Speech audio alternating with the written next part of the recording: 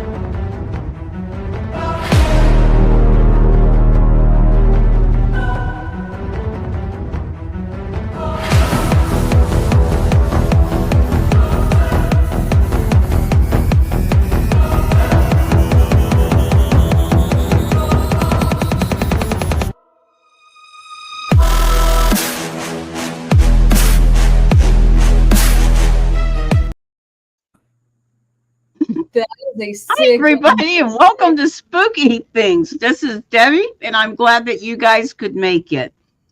I would like to welcome a very special guest tonight, Lily. Li- Lilia, the inner okay, demon creature. everybody here knows that if anybody's going to slaughter a name, it's going to be me. I, it's a gift. It's just a gift that I have. Um, it's Lilia, Yeah, right? yeah. Lilia. See there? See, Stan, I can do it. Okay. Yeah. Now, you have got something absolutely fascinating that's going on, and you're going Thank to be at our con, Yes, and I'm we so are so excited to have you there. Yeah. sweet. Um, you're so diverse. You do such a number of things that it's kind of hard to really say. Let's start at the beginning because you do so much. But you are a motivational speaker Hmm. Yeah, and plays a mean guitar. yeah, Yeah. You guys wait till you hear her. She's going to be playing at the con too. She's yeah. really good. She's really good. Aw, thank you. You're welcome. Um, Playing the guitar is, I know, is a very, very, very difficult thing to do. Um, Well, it takes a lot of practice and patience. Guitar, piano, and singing. So I do all of those, and they all feed each other. Playing piano helps you with your guitar playing, and singing helps you with your instruments. And I feel like that they all go together. And of course, I also do a lot of dance and theater. So dance is the first art form that I ever focused on when I was younger. I've been doing it all my life. So I would say that among everything that I do, the story is at the centerpiece of it all. So basically, whether I am singing or playing guitar, piano, or dancing, or making a comic book like the ones that I'll have for sale at the convention, it's really that the story and the message is at the centerpiece of all of that. So I just pick the best way to tell the story that I want to tell at the moment. So some stories are best told with comic books like this one. Other stories or feelings are better expressed through music, and it could be either heavy metal or something acoustic. And then other types of stories or feelings are best expressed through movement. That's where my dancing comes in, my theatrics comes into play too, because some stories are best told through an interactive dialogue or through audience interaction. Really, I think about where am I presenting? What kind of event is this? What kind of audience am I going to be in front of? And what kind of story would best resonate with them? And then how to tell that story best. that's very interesting. So it's not just it's a very all-encompassing thing. It's just not something that you just sit down and come up with. There's a lot of thought that goes into it. Yes, I found that I have to balance between the thought and the stream of flow. So basically, if I try too hard to make a story come out a certain way, it starts to feel really contrived and stressful. Hmm. Like, this is too hard. I can't do it. I have to figure out what's going on to make me think that way. So a lot of time I started out with doing a good deal of improvisation to catch a vibe and get a flow going. Then from there, my improvisation, I noticed what went well and what didn't go as well. So I decided what to keep and what to scrap. And then the keeper parts, I develop that and make it a whole finished piece. Wow, that's really amazing. That really is, and I'm really excited to hear, some of your, because I've heard some of the things that you play, on clips and stuff like that, but I've never really been able to sit down and really listen in full. Okay. Yes, we will have more of Yeah. my songs and music videos playing during the convention. And then my stage performance is going to be about a 15-minute musical dance theater heavy metal act about crushing those inner demons. So basically, what I have going on is the storyline that is the battle between the two extremes of your mind.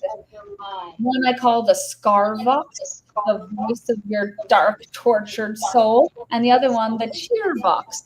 That's the voice of all things bright and beautiful, aka a toxic positivity. Basically, a battle between misery and toxic positivity. They battle it out. Who will survive? And then it's Yeah, gonna I be have that battle every day. a lot of play. Every day. I don't want to give away too much of it because when these two extremes battle it out, fight to the death, a lot can happen. So you'll see the act is super action packed. All the music is through my band Carcaza. So it's the music that I composed with the band Carcaza. Heavy metal, lots of energy. But you'll hear different styles within that. So there's going to be a lot of groove and rhythm. There's going to be some ballads in there where we slow things down, and then some fast, high energy, fast moving parts. And then it's all tied together with that dialogue. It's very Jekyll and Hyde influenced. So it'll remind you a lot of Jekyll and Hyde saying it. And also like Beavis and Butthead because they dance it out, but they're both kind of silly in the process. Well, it's interesting because really every person on earth has that Jekyll and Hyde Oh yeah, we did, personality. and that story is such a big influence on me because I've read that the original Jekyll and Hyde was very scandalous. Now I've read both the original book from 1886 and newer adapted versions like the musical play on Broadway, and they definitely have changed a lot with the Broadway play, and I like both of them. I do think that the Broadway play is much more action-packed and engaging. Novels from the 1800s tend to be very slow, description heavy kind of stuff.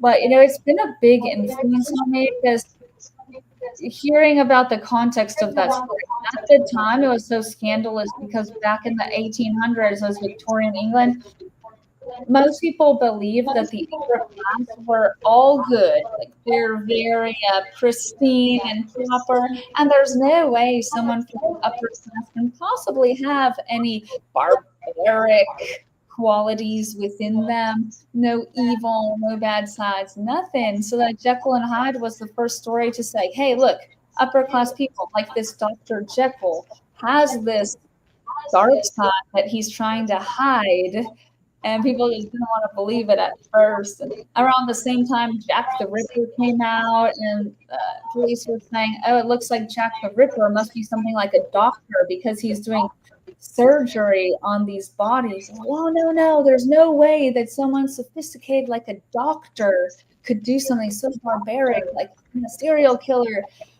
And ever since then, of course, we've acknowledged a lot more that humans have those two sides of them. They have the two extremes and they have something in the middle. Of course, that middle ground is going to be healthier for us than either one of the extremes. So I explore that a lot in my Scarvox versus Cheervox stage play that I'm going to do at this convention.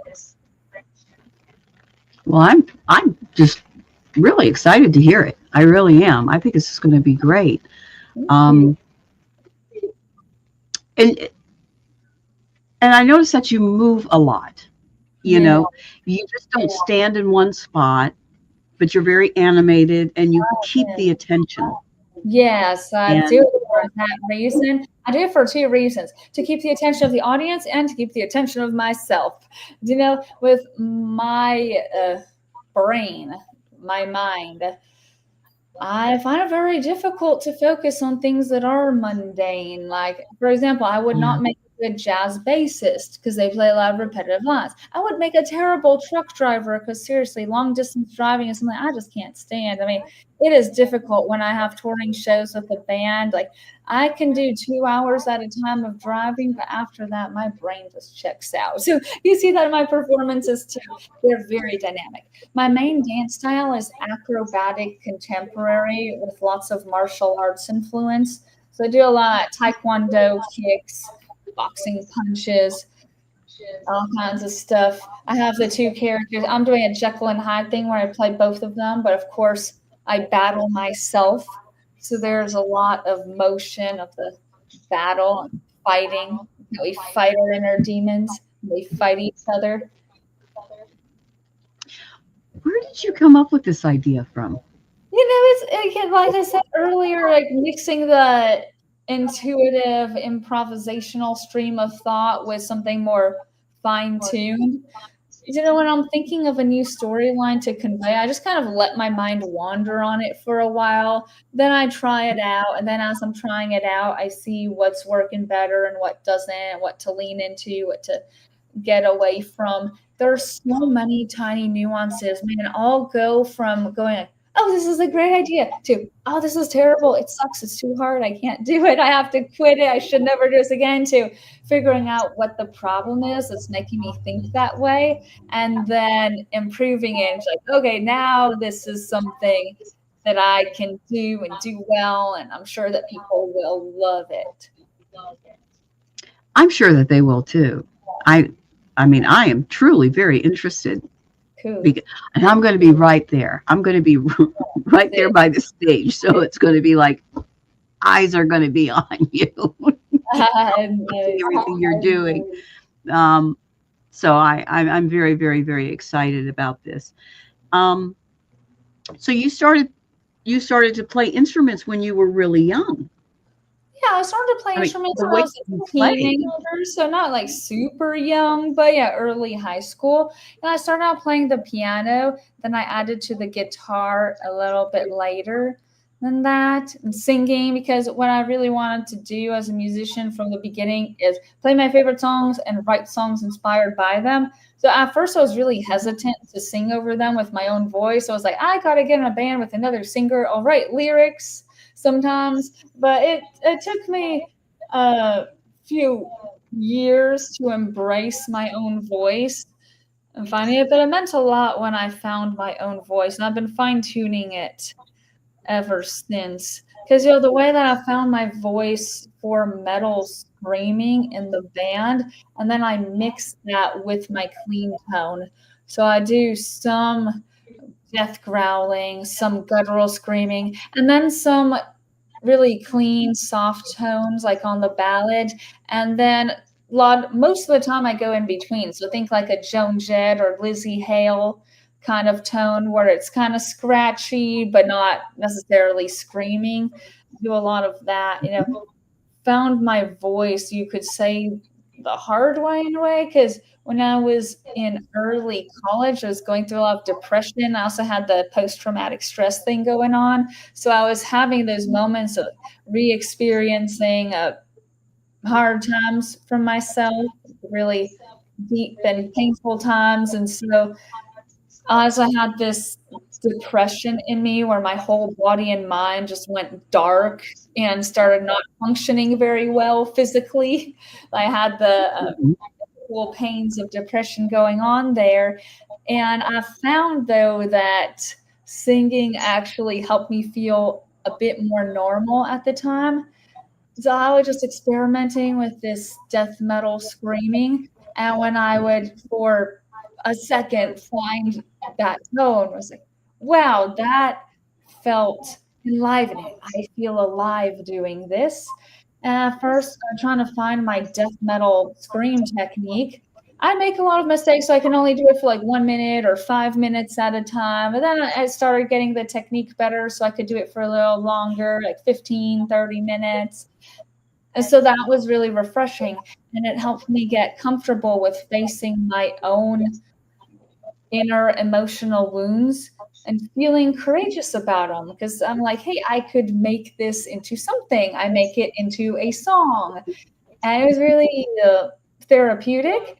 I felt like it got my body and mind connected to each other. Because doing any kind of singing technique requires you to be aware of your body. What's going on in your body? What's your breath doing? What's your diaphragm doing? What are your core muscles doing? What's your posture like? So it helped bring back a lot of this energy and, quite frankly, life into my body as I was feeling drained while handling depression. And it was essential for me digging my way out of it. Like, there's no way I could have overcome major depression and trauma without singing and without dancing and moving. They all fit together so well that made me really want to show that to other people. So I want to make music that's not just fun to listen to, but actually helps people dig themselves out of the holes that they might be in. I've dug pretty deep holes for myself. No, seriously. So, I mean, just everyday life sometimes is hard. It can Yeah, be really hard. it's not just those big traumas and the darkest Right. times and tragedies that get you. Sometimes just the accumulation of stressors in your daily life that get you, which is why it's so important for us to have these ways to heal ourselves from every small thing that aches us too. Right. Right. 'Cause a lot of times I've heard a lot of people say this. A lot of times it's like, I mean, tragedies are so, you know, much more public, usually. Yeah. Sometimes there's inner tragedies that are, devastating. But usually when something really bad happens in your life, it's out there and people are aware of it. But it's those inner struggles that you have every day that compound on top of each other, and it just that compounding becomes so much larger than life, and it just takes Yeah. people over. It really does. And what you're talking about is a great way for people to be able to get that out, so it doesn't just chew up. Yes, Because because what I do that's what I do as a nurse. I really like to actually have meaning and messages behind everything I do. So a person can start out just observing my content, the music, the dance, reading the Inner Demon Crusher comic book, and then they can start interacting with it. For example, at our Casa shows, people engage, they bang their heads, they yell, and they really show us how much they're loving it. With my Inner Demon Crusher comic book, actually, at the end of the story, there are these pages where you can draw or write and tell your own story that's inspired by it. And when I do my dance theater stuff, I really like to inspire people to also get moving, explore what your body can do for your mind. I think that's extremely important because I also really like to coach people in this. So it's not just them watching me. Like, if you want to, you can also in my harmony healing. That's a music therapy coaching program I have, where we find the best possible ways to use music to support your mental wellness. Whether you are trying to heal from a major trauma or just handle the stress and hardship of daily life, I mean, music therapy can help you with all of that. Absolutely. Absolutely. Anything that's enjoyable that helps you to release that energy and to clear your mind is a good thing. It's a Yeah, good thing. Different people find different ways of doing that, but you're giving a you're showing a different way of yeah, having to go about doing it that some people are really going to relate to. Really, they're going to grab onto that. yeah. It really Um, means a lot to me when they do. When people see my account, for example, I talked to them about my Inner Demon Crusher comic book, and they're like, "Wow, I feel like you wrote that for me. I relate so much." there. So yeah, that is really what I was going for. Like, that's what I've been living for, to do something that the world will value. So it really means a lot to me. And I also like that I can do it in a fun, satirical way, like this book. It's not just about inner demons. The subtitle is Workaholism versus Food Porn. So Inner Demon Crusher is my series, the first installment about workaholism and food porn. Of course, analogies. Workaholism is what a lot of people get into to cover up emotional wounds, like her characters in the beginning. A lot of time we feel like our worth is defined by our output. Like, I need to build this reputation. I need everyone to, you're going to love me. I need to be the best at something or else I'm not worth anything. So sometimes we can get into these like way unrealistic daily to-do lists that we know we can't handle and are eating us alive just because we're trying to use workaholism to find our worth. And then food porn is symbolic of something like a sweet escape that we try to do to alleviate the pain. Or like, I'm going to bake that cake and drool at it. But then you try to bake the cake, but it never turns out right because all that perfect stuff you see on the internet is contrived. Nothing is perfect. Perfection doesn't exist.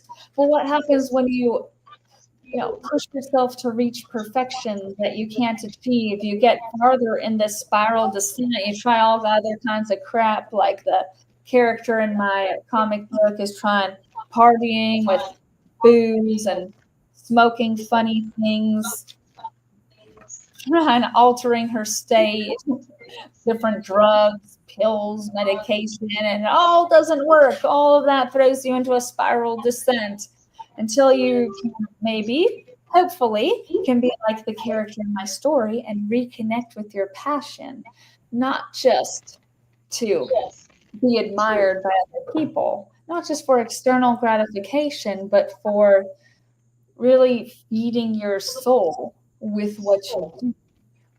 Finding love for yourself through how much you love doing an activity. And, it's not a straight line. It's not that just because you find your passion, suddenly everything's great. You still have to go back and forth with battling those demons and battling your ghosts of guiltless past and whatever else you have going on, and battling those inner demons that are trying to suck your lifeblood out of you and hold you in their grasp. But you just got to know that even when things get difficult, you can find the strength to carry on wherever that comes from. It can come from your passion, it can come from support from other people, faith. Like for me, going to church is very important. And all that kind of stuff can come together to help you reconnect with your purpose and actually enjoy what you do from the inside. Well, I mean, it sounds very in depth. It really does. But what's wonderful about it is that you put a lot of thought into it because you've experienced it yourself. This isn't something that you just read in a book and then put it to use. This is something Yeah, that's coming from your life experiences.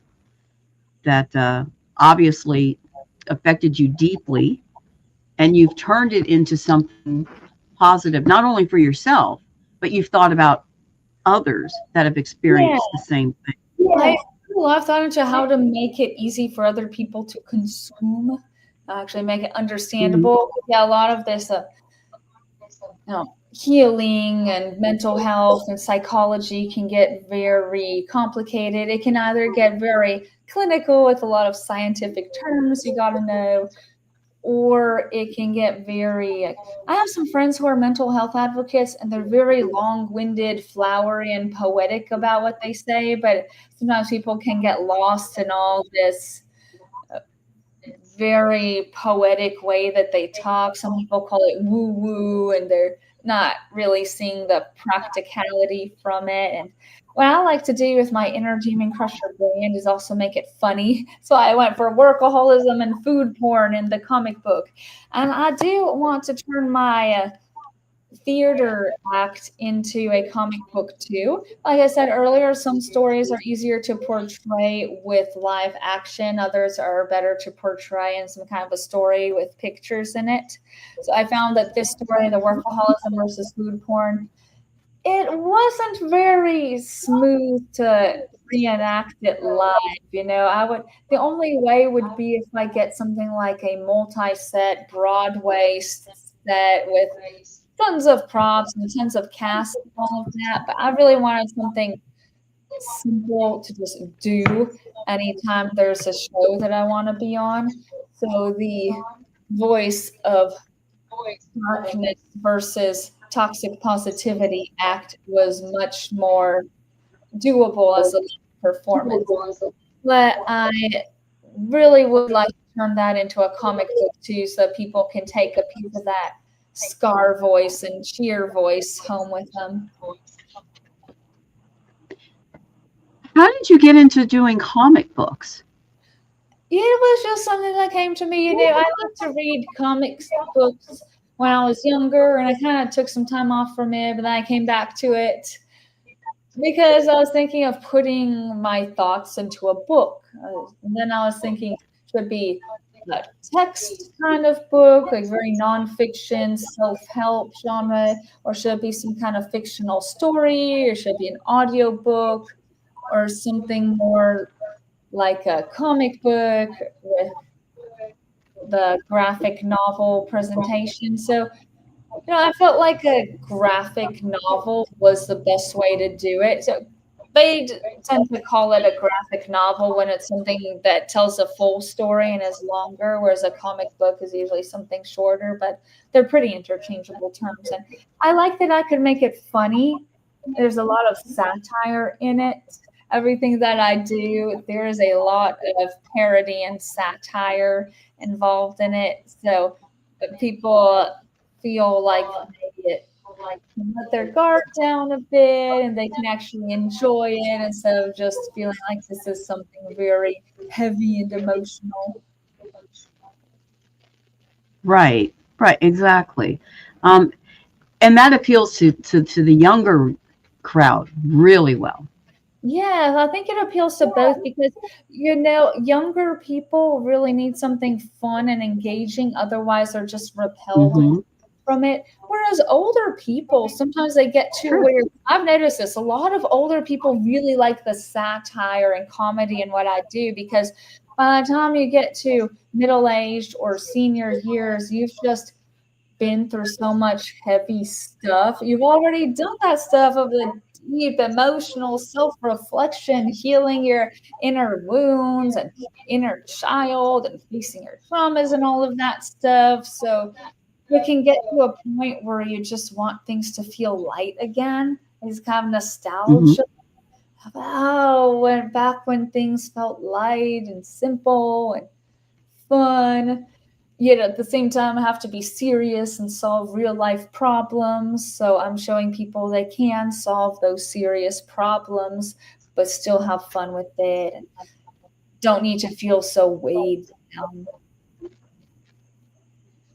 I know I've heard a lot of people, and probably myself, even at a time or two, always say, "Oh, gee, If only things were like they were when we were younger. Things were so much easier when we were younger. And one day I was sitting there and I was thinking about that, and I thought, that's crap. No, it wasn't. It wasn't better when we were younger. You had there's just different stresses that you have during the different times of your life. But it just seemed that because we seemed to have had to more fun when we were younger, because of course we didn't have a lot of the responsibilities that we have today. But I hear people saying it a lot. Times were just so much better when we were younger. They were just so much, easier. Think back, think back. When you think back to where you were at that point in time, that you're reflecting on that it was so much better. Hi, Ben. Hey. You were stressed out then too. Yes, You're just life is always difficult at any era, any generation, any stage in life. But of course, the challenges are different kinds of challenges. Like for me personally, you know how there's that store called Forever 21? To me, that sounds like that episode of The Twilight Zone where the man had the dream every night that he was trapped. Stuck on the electric chair and about to be executed. That's what it sounds like to me. This sounds like a horror story. Forever 21. I was like, 21 was not a good year for me at all. I mean, I kicked off the year with my 21st birthday. I was in college studying music, and there was this thing called the norovirus going around, which is a severe stomach virus. Of course, I caught that right on my birthday. I was just throwing up and being all sick as fuck. It's like it was a rough start to that year. And the rest of the year was not much better than that. I was just sick to my stomach in different kinds of ways. So, yeah, for me, it's like anything of my past life is like good riddance, not going back. Even, there are some times in my childhood where things were good overall. But I remember even when I was, let's say, I think the peak of my being like a happy-go-lucky, carefree kid when I was about 10, 11, 12. Because before then, I was very shy and kind of fearful of a lot of the world and really shy before that. And then after that, of course, my problems like eating disorders and substance abuse and depression started. So that tween years, even when I look back, oh yeah, it was a fun time. I still remember I was feeling stressed and hurt and socially outcast a lot of the time. I mean, I didn't necessarily in that specific time frame have a major trauma going on, but there were a lot of everyday stressors. A lot, like times where I was bullied, or times when me and my friends were fighting each other and just hated each other and at each other's throats. Times when I just did not like the day I was going through.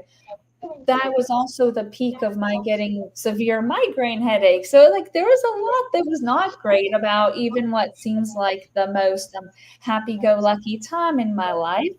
And for that reason, I really like her because I don't think that there's a point for myself to be all craving the past.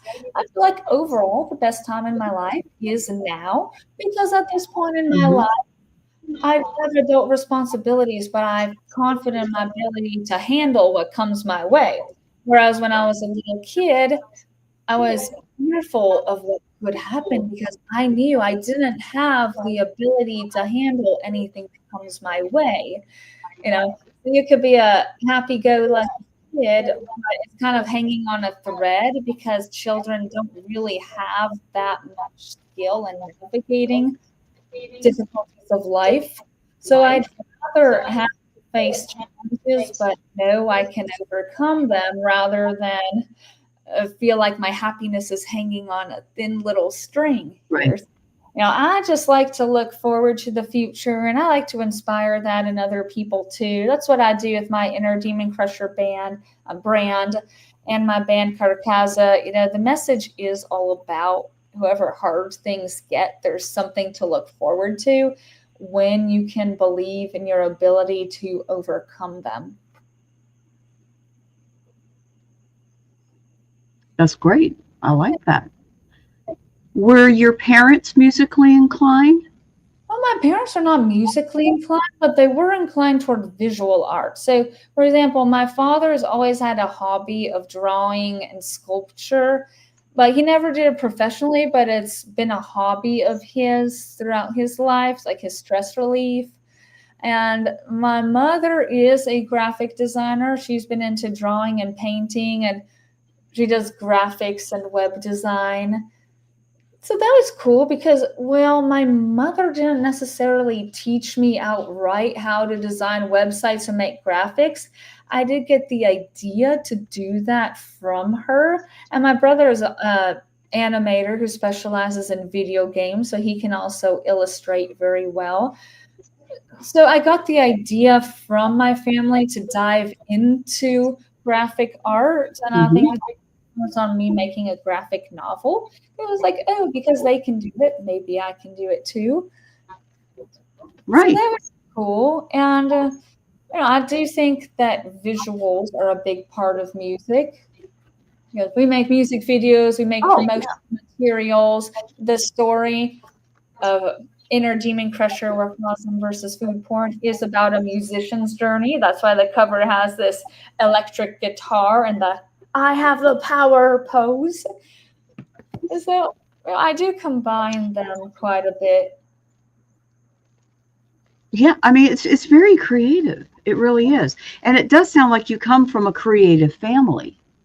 Yeah, Um, I tell what we do, what I like to call practical creativity, because it's creative, but it's not necessarily the kind of Van Gogh or Picasso super abstract kind of art. It's all creative with a clear, tangible purpose.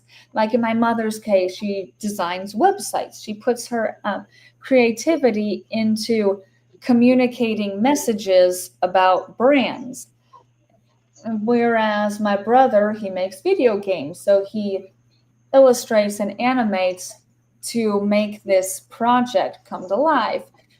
And my father, he did his drawing and sculpture as a kind of stress relief for himself, like a nice hobby, but had that purpose. Of course, with my work and the Inner Demon Crusher brand, yeah, of course, everything has a clear message. Like you use this story for something in your life. So yeah, it's a practical creativity or infotainment, some people call it. it's interesting to hear you talk about that. It's almost like you took all three of those and combined them along with your take on it, and this is the finished product. Yeah, When you really, yes, I do. yeah, Yeah, I've never been able to choose whether I'll be a musician or a dancer or a storyteller. Like I always have to combine them. I always find myself, however hard I try to just pick one, I always find, but I need to combine them. but it's worked. I mean, it's very, very creative. Yeah, It's not something that you, yeah, it's not something that you see all the time. And that's what I like about it. It's not repetitious as far as, oh yeah, I've seen this before. It's, a lot of people, no, a lot of people don't do that. yes. And And and some people would think that it's like, isn't that going to be confusing or hard for you to promote business wise? But really, I found I have to focus on the person, not the platform. So instead of putting my comics on Webtoons every week and trying to blow that up, and then I'm a TikTok, or am I a TikTok influencer, or am I just focusing on Spotify music, is that I really focus on the kind of person I want to draw in. I meet them wherever they're at, and I know that a lot of my people will be at the Para Comic Con that we're going to. So, I'm just going to give them what I have. And I'm sure a lot of people really resonate with that. I'm sure, Yeah. um, absolutely sure. Now this is the last radio show podcast before the Paracomic-Con. Yeah. So it's coming up so quick. It's this weekend. And oh my God, I've been so crazy busy with everything that's been going on. But it's like we're all winding up for the big winding down, so to Yes, speak. we are. Mm-hmm. And it's really interesting because you work for however long it takes you to get prepared for this, and all of a sudden it's kind of like a wedding, you Oh yeah, prepare it for this really thing, is. yeah, for like months you're preparing for this, and then there comes the weekend, bang a bang a boom, it's done, and you're like, what am I going to do now? Yeah, I do is just that 1 minute of your life. The part where you say I do is like, oh, that comes down to this one little minute of your life. Yeah, and then it's like, well, that was climatic. Okay, so what do I do at this point? Yes, these kinds of big events, it's like your life before it and your life after it. Mhm, It happens that right mhm. after Comic Con, our band Karkaza has a European festival to play. It's something called Total Metal Open Air in Bulgaria. And yeah, that came up kind of short notice for In something like Bulgaria? that. Yeah, we got that because my family is originally from Bulgaria. So we've been trying for a while to find a Bulgarian festival to play, and it happened to be shortly after the Paracomicon. So we're kind of gonna do that event here in Ozark, and then right after that, to go on over to Atlanta to catch a flight to take us to Bulgaria. And then a couple of days later, we'll be playing the festival, and I'll get to see a lot of my relatives, like grandparents and cousins. My brother will be there too for part of the time. Father's gonna meet us. So yeah, it's gonna be really cool. But yes, it's double stuff. Like at first I thought I was preparing for one event. Now I'm preparing for two and two different sides of the world. That's fabulous. Teresa just came on and said that they're having a beard contest. Yeah, I read Beard, that. growing beard. And my That's husband going to be my husband Bruno, who's also the drummer of Carcaza, he'll be there assisting me at the booth. He does not like beards, so he will not be able to do that. He doesn't like having a beard at all. Oh, really? He doesn't like that? Yeah, he doesn't like them at all, so he will not be able to do that. Well, yeah, he assists me with a lot of these events when I go from having a booth for my comics to performing. Really important to have another person there holding Michael, holding down your Michael booth to says he's going to win. win. Oh yeah. Michael has a good beard. Oh, He's got a good beard going on. Yeah. Ben has a little bit of a beard. Oh, Ben's got a pretty good beard going on. A lot of our guys do. Stan too. Um, I don't know. I was raised in Europe, so oh, cool. What part? Germany. Oh, Germany. That's cool. We're gonna spend a bit of time in Frankfurt because we have a Oh, overnight changeover. We have two long changeovers in Frankfurt, so it's cool. I've been to Germany a couple of times before because I got an aunt and some cousins who moved there. But it's been a pretty long time since I was there last, and plus they were more so in the Munich area, closer to Munich than to Frankfurt. So it'll be cool to be able to go to Frankfurt too. yeah. I'm from the Wiesbaden area, and I was born and halfway raised as a kid in that particular area. Oh, my Frankfurt is beautiful. Yes, it is. I really like the food. I remember when I went to Germany, at first I thought I would not like the food because I thought it was just a bunch of sausages was all they ate. But then I went there, I thought it was a lot of sausages and hamburgers and bratwursts. I thought it was just that. But bratwursts, beer, and a bit of apfelstrudel. But it turned out that their food is really good and very diverse too. It's not just bratwursts, it's a lot of great stuff. I'm really excited. Bruno's gonna love it too. He's never been to Germany before, so he's super excited. Oh, that's fabulous. I still have my family from over there, and it's just so interesting, to hear their day because sometimes when I call, it's It's right by this beautiful, beautiful old church. And during like noontime and special times of the day, the bells still go off in the church. Cool. And I always try to plan my calls to talk to them where I can hear the church bells going off. Nice. That's cool. It's just yeah, it's something that just you don't really have over here. And I remember growing up with that, and it was really, really. I didn't even come to the United States until I was 12, Okay. and then my father, who's full-blooded Creek Indian, he was. Um, he told my mom, he said, Elsa, we need to do something. It's going to be really hard to explain to my family why my kids don't speak English. You know? Oh, So okay. before we go back, there, they need to learn how to speak English. Now it's the opposite way, of course. Now it's like when I speak German, it's broken, Yeah, and after I review struggle. it. Yeah. Yeah, like Yeah, with because unless I've studied German before. It is fairly close to English because they have the same roots. Bulgarian is yeah, very different. It's closer to Russian or Turkish. So yeah, it's very different. So I do have to constantly maintain my Bulgarski, watching Bulgarian videos and listening to Bulgarian podcasts, reading Bulgarian, but talking to my family from back there too, because it is very easy to forget if you're not constantly reviewing it. Because it Bulgarski is. is just so different from English that you can't just guess words. Like, and German, you can guess some of the words. Like, oh, if you see You can. on a restaurant menu spelled with FISCH. Can you guess what that must be? It must be a fish. But in Bulgarian, most words are completely different. So yeah, you really have to maintain. It's good. It's very good for your brain.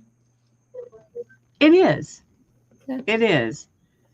Um, my mom, who passed away a couple of years ago, her and I used to. Well, I used to live in South Florida. I lived in South Florida for like 33 years. And I really consider South Florida my home base because that was the first real home that I had because my dad was in the service and we moved around a lot. And I mean, it was funny because, of course, there's the Latin influence down in South Florida. And whenever me and my mom would go out, we wanted to speak about something in private, we'd speak German to each other. And people would be looking at us like, what are they talking about? And I told my mom, I said, now they know what it feels like. Oh yeah. They were all Spanish down there. And, a lot of us couldn't understand what they were speaking. And I was like, it just irritates them that they can't figure out what we're saying because they can't understand it. For once, they can't understand it. Oh yeah. But but she kept me current, being able to speak it. And That's good. now I don't really speak it that terribly well at all. So, but yeah, I love German, and I love European culture. Excited to go back. I would love to go back, but I don't know. I'm afraid to fly. Yeah. And I did all when I was a kid. I used to fly everywhere.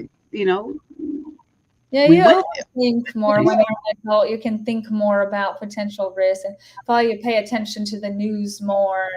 Yeah, because that's the thing. It's easy for children to be brave, quote unquote, courageous, because they just don't understand the risks of certain Yeah, things. Yeah. yeah. Mom and Dad does it. It's got to be good. Nah, it's okay. We got Mom and Dad. They'll take care of everything. you Yeah, know. But yeah, they yeah, just don't even want to think about the physics of something. That's why you see like they don't. little a lot of little kids like to do extreme sports. Not necessarily little like 4-year-olds, but I mean like tweens and teens. They'll do like whether Mhm. gymnastics, skateboarding, or surfing, or mountain biking. Because when they're young, they don't know how to understand the physics of what they're doing, what are potential risks, the biology. What happens if you land with your ankle twisted this way and stuff like that? What happens if you come in at this wrong angle? They don't know how to think about all that stuff. So yeah, when you get older, it becomes harder to be brave. So I think that if you want to find the courage to do something, you have to be more intellectual about it. You have to gather the evidence that you can do this and it can work and it'll be okay. So there's more steps you got to take. It is true. Yeah. Kids are fearless because they don't understand fear. I think at that point, they don't really get it. They don't have that understanding of it. Think about And toddlers. what makes them really good on certain things. Yeah. Like toddlers and kindergartners, either they're scared of something instinctively or they're not. Whereas adults we Right. can make ourselves scared of things. And now it happens a lot in a mental health context too, because sometimes, uh, when you have a bad feeling, let's say you're struggling with depression, you might then start to fear what happens if you really think about this more. What happens if I go to therapy and have to dive into my emotions and my traumas? Will that make it worse? You see that a lot with addiction or eating disorders too. Like, let's say if someone has a substance dependency, they can start to psych themselves, kind of talk themselves into being afraid of what happens if I eliminate this substance from my life. Oh, I won't be sociable enough, or I'm doing this to numb my pain. So what happens when I have to face my feelings? And adults, we can make ourselves really psyched out about things. So I think it is actually useful to tap into the inner child every once in a while and just try something and explore. Well, And we overthink. yeah. We overthink things, Oh yeah. and I know Yeah. I do. I I have tend to to overthink. I think for myself, doing that improvisation, like music and dance and story improv, it like music, dance, or theater improv, it gets me to be more intuitive and not do as much of that overthinking stuff. So, yeah, it is definitely a lot of stuff that we gotta balance. But I'm glad that I'm able to do all that, to create these finished products like the comic book and like my musical theater acts I'll perform there. But every new thing that I have to create, it's this journey where I have to go between overthinking something and then just finding out how to go with the flow and making something work. And, having faith that if I am using my abilities and I'm being authentic to myself, that other people will connect with that too. Well, I think that they will. I really do. I think you've got a great idea going for you, and you do it very well. Awesome. With Thank you very much. Means a lot to you're very people welcome. like yourself. You're very welcome. And thank you so much for coming to our con. Yeah, And it's going to pleasure. be a very interesting weekend. Talking about the con, let's go ahead and remind everybody Deep South Paracomic-Con, August the 9th and the 10th, this weekend, guys. It's going to be this weekend at the Ozark Civic Center in Ozark, Alabama. You can go to deepsouthparacomiccon.com and you can get all the information that you need to have from there. Um, ticket sales. Talking about ticket sales, okay? Get your tickets at the site on this particular website, the Deep South Paracomic-Con. Guys, there's a lot of sites out there that are scamming people, and I mean it's just really a shame. We had it happen to a couple of people last year, and we felt really bad about it, but it was like, no, you have to go to the deepsouthparacomiccon.com and you can get your tickets there. But we don't sell our tickets off of any other site except for our site. Okay. Nobody else has them. So just kind of be aware on that, guys. Um, We're going to have great guests that are coming, of course. We have right here Brett Wagner, who played Leatherface, is going to be there. Oh, that's Tony cool. Marie. I know. I know. Tony, hmm? Tony Moran, who played Michael Myers. Wow. I've spoken to both of these gentlemen, and both of them are just such a pleasure to talk to. They Yeah. really are. They're all Usually those horror movie actors are actually really nice in real life. really nice, nice, nice, nice Very people. cool. Got to make sure to get a picture with both of them. I know, right? And, and I kick myself because usually at the cons there's a lot going on, and I'm busy, and I'm running, and I'm doing this or doing that. I'm everywhere, and I don't get pictures with people. And my sons were like, "Gosh, mom, what's up with you? You, I was like, I don't know. I'm just so busy running." Lee Triana Terry Brown from Repossessed, the show Repossessed, will be there, and her husband Matt Brown.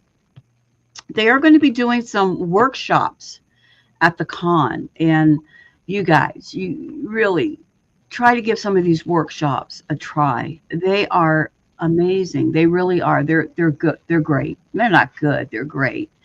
And both Lee and Matt are very, very, very knowledgeable and very easy to talk to, and really have great, great ideas.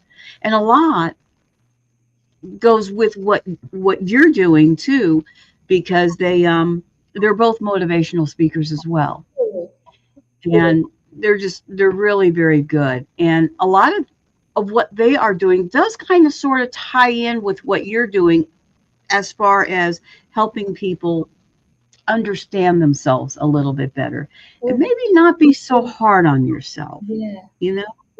And that's real. I'm horribly, horribly hard on myself. um Keith Age is going to be there, and he's a lot of he really is. Austin Light from the American Demon Comics would be there. You'll probably have a lot in common with him. He I is. want to take some of his comics because I'm always looking for inspiration because I am planning out my next story in the series. So I definitely want to check out some of his. Yeah, his work is amazing. It really is. Um, okay, I want to hear you pronounce your last name. Bogoeva. Lilia Bogoeva. Bogoeva. Yes. Ding Did I ding. say that? Yeah. Bogoeva. That is good. Lilia Bogoeva. Um, of course, who's the young lady who we have been speaking with. And I find you absolutely fascinating. I Yeah. really do. Absolutely fascinating. James Stokes from Stranger Things will be there, and he hasn't just done Stranger Things. He's a producer in his own right. He has done quite a few bits of work on film, and he's really quite talented. But he's going to be there. Um, we're going to have Richard and Colleen Johnson, Matt Brown, as I. Um, I'm not sure if Blaine is going to be there or not. Um, and Blaine is such a good friend, and I just love Blaine. But we're not sure if he's going to be able to make it there or not. But I'm praying that he will be. But I'm not sure if he will. Me, Debbie Hawk Hutchinson, Russell Conaway will be there with the wrestlers Buck Bresner, the American Giant, and the Alabama Ghostbusters in the Dothan Division. So we have everything from, Ken Gerhardt. Ken Gerhardt is going to be there. And this is a guy who's like my mentor when it comes to cryptozoology. I've trained under Ken. Oh, He has cool. great class. Yeah, he is. I'm telling you, he is the expert when it comes to cryptozoology. He has been all over the world studying this. Um, he's been on, oh my gosh, so many TV shows and cable shows about cryptozoology. Um, it's like a list this long Do you think that he he's has been done. on? Has he been on Paranormal Caught on Camera, a commentator? Because I watch that show a lot, so maybe I've seen him. I'm not. Um, That's cool I if know he's that he's been. because I've Yeah, seen a yeah. lot of those paranormal shows about cryptids. So yeah, I might have actually seen him on some of the shows. The chances are it was him. The chances Cool. are it was him. Wow. He always wears a signature cowboy hat. It's just like his signature thing that he wears, Wow, and cool. um, and he looks really good in it. So, but Michael and Destiny Fox, they will be there. They were also on Repossessed with Lee Triana Brown. Jatin Patel, the redneck Raja. Now he's a wildlife worker, and he works with all kinds of animals, exotics, so on and so forth. And him and I have a lot in common because I've worked with animals all my life. And we had so much fun when he came on my show one time. We laughed our the whole way through it. But he was just a lot of fun. Jessica Lentz, Jessica Lentz. Oh, she is very, very good. She's going to be there. Cosplayer. Gwen Johns, who's a producer. She produces Lee Triana and Matt Brown's shows, podcasting shows. And she's very good. So I mean, it's amazing the variety of people that we have. Here we go. Our sponsors are Massage Envy. I haven't had a massage from them, but from what I hear, it's really good. American Demon Comics, Benchmark Craft Beer and Wine. They are sponsoring a get together after the Paracomic Con on Saturday night.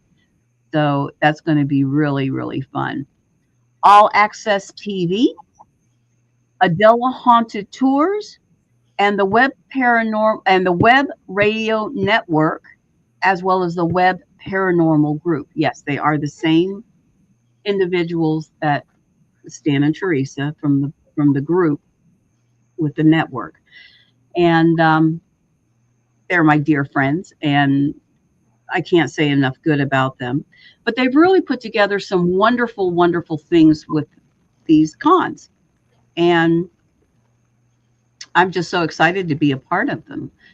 So, and now I'm excited that you as well have joined our family and becoming a part of them as well. I'm really honored to be in a community with so many awesome people like y'all are. Well, thank you. We appreciate that. Um, Now, what is this? Should Oh, I show Mel Griggs. the list? We need to mention Mel Griggs as well. We have run out of time. Oh my goodness me, yeah. I started late. I made everybody late tonight. Uh, Girl, Never. it's just been just one of those weeks. Thank you so much for coming on the show, and I'm going to see you in just a couple of days. You Saturday. This Saturday. I can't even believe it. Just in a couple of days. So thank you, 1,000 thank yous for coming on to the show. I sure do appreciate it. I've really enjoyed hearing you.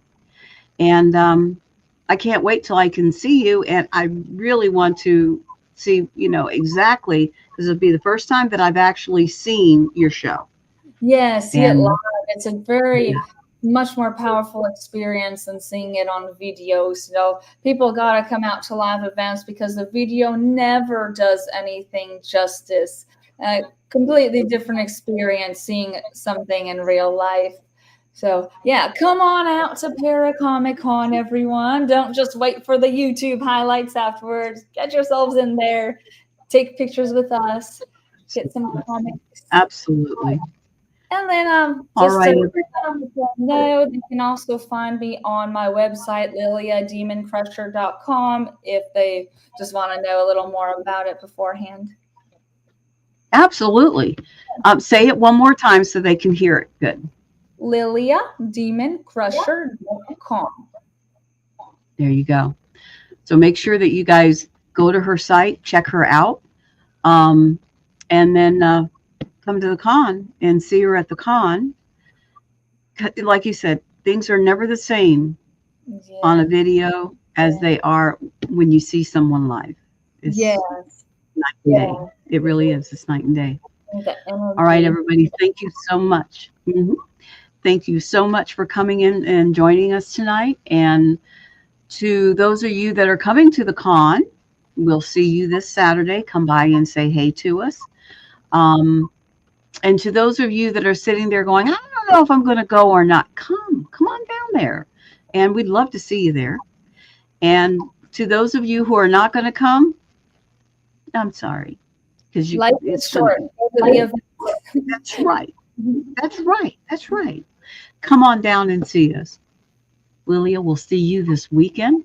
And everybody else, hopefully I'll see you this weekend. If not, we'll see you next Tuesday night at 7 o'clock. Thanks a lot, everybody. Bye-bye. Bye-bye, honey.